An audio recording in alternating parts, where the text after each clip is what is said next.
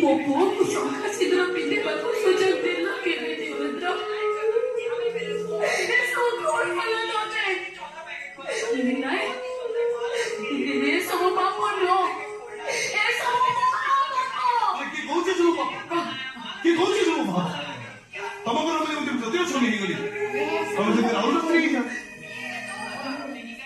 ଖାଲି ତମେ କିନ୍ତୁ ମୋ ସାମ୍ନାରେ ଠିଆ। ଆରେ ମୁଁ ତମ ସାମ୍ନାରେ ଠିଆ ହେଇଛି ଏ କଥା ସତ ହେଲେ ଯଦି ମୋ ତାର ସୁନ୍ଦର ଭାବରେ ନଥିବ ମୁଁ ତମ ପାଇଁ ମରି ସାରିଛି। ନାଇଁ ନାଇଁ ରୁଦ୍ର, ତମେ ସେମିତି କୁହନି।